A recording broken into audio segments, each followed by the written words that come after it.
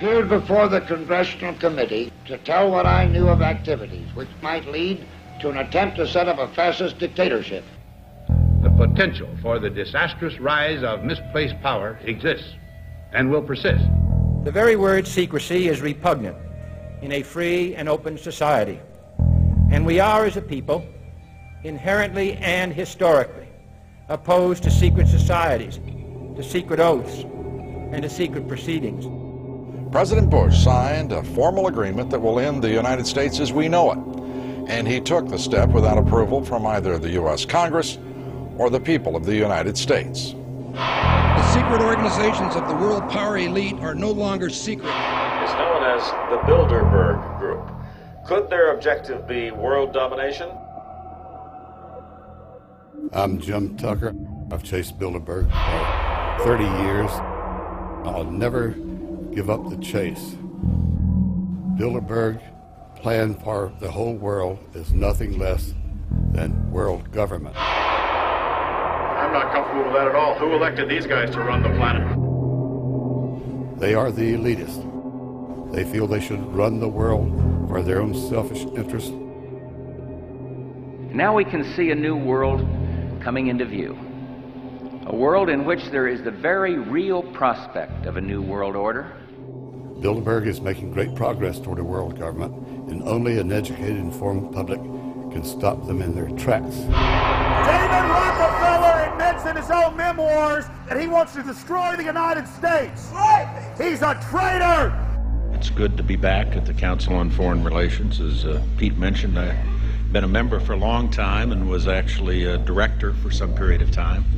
I never mentioned that when I was campaigning for re-election back home in Wyoming. Let us never tolerate outrageous conspiracy theories.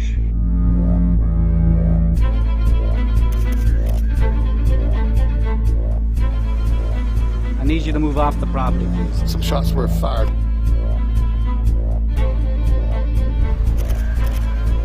There's Bilderbergers right there. The Trans-Texas Corridor is a vital part because we stop here in Texas. We stop the new world order right here in Texas. This thing started here. And to save this country, we kill this damn thing here.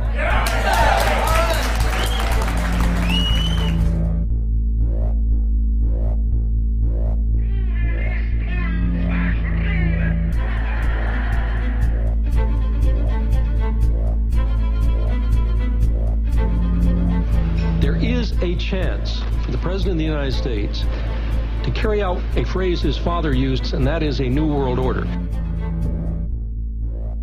Your new world order will fall. Humanity will defeat you. The answer to 1984 is 1776.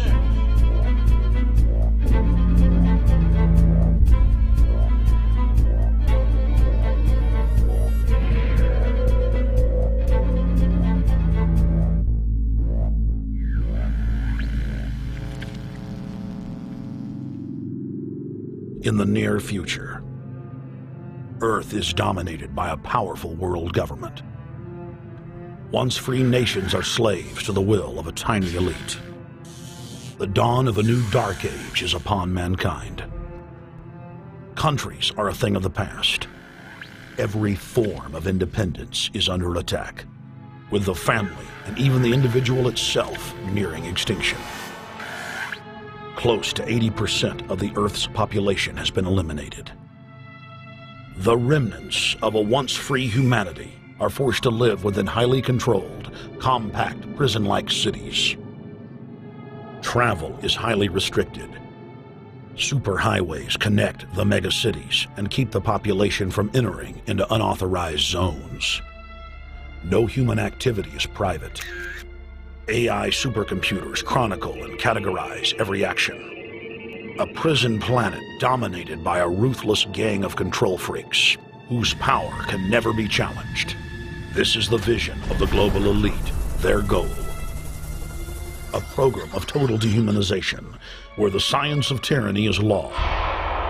A worldwide control grid, designed to ensure the overlord's monopoly of power forever. Our species will be condemned to this nightmare future unless the masses are awakened to the New World Order master plan and mobilized to defeat it. Erected by a secretive group, the Georgia Guidestones are a testament to the elite's plan for a world religion, global laws, with a global court and army to enforce it. And set in stone, it is written that the population never rise above 500 million.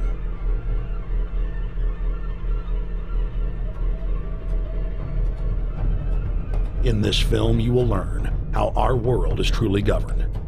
You will see how highly secretive roundtable groups interlock to form a global intelligence network. This group has been steering planetary affairs for hundreds of years. Now, in the final stage, they prepare for open world government, a goal tyrants throughout history have lusted after.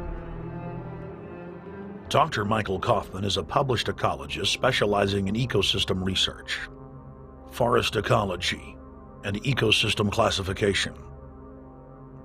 Dr. Kaufman played a key role in blocking the ratification of the Convention on Biological Diversity in the U.S. Senate. The concept of a New World Order has been around for centuries. It's been receiving tremendous play over the last half of the 20th century. George Bush, the first senior president, George Bush, used it a lot in his speeches and really implies that he really wants to see a order in which we have a universal or a global type of governance in which every human being on planet Earth is ultimately responsible to policies that are being formulated at the international level. It is a big idea, a new world order.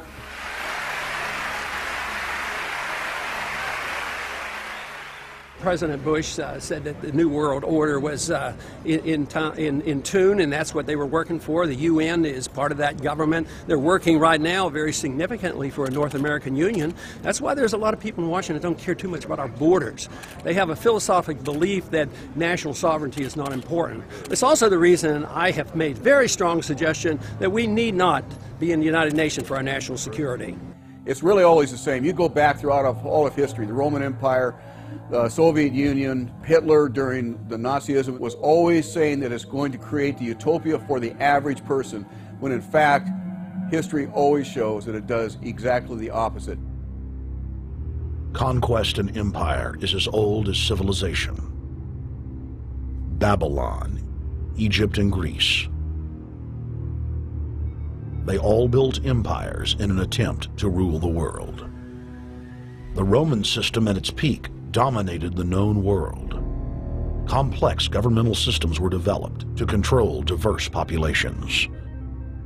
During the period between the 15th and 19th century, new empires emerged and again waged war for supremacy. The nobility, as well as the thriving merchant class, were financed by a handful of private banks. Many of the great money houses would hedge their bets and finance both sides of a war. Sophisticated intelligence-gathering networks gave the financiers a clear edge over the governments they were slowly gaining control of. On the 18th of June, 1815, agents of the British arm of the Rothschild family looked on as Emperor Napoleon Bonaparte fought desperately to save his army from the jaws of a British-Prussian pincer attack. A Rothschild agent was able to get the news of Napoleon's defeat at the hands of Lord Wellington to Nathan Rothschild, a full 20 hours before the news reached London.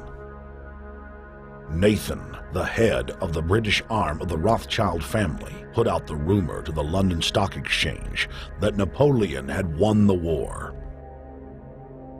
Stocks plunged by 98%, and Rothschild was then able to buy up the entire British economy for pennies on the pound.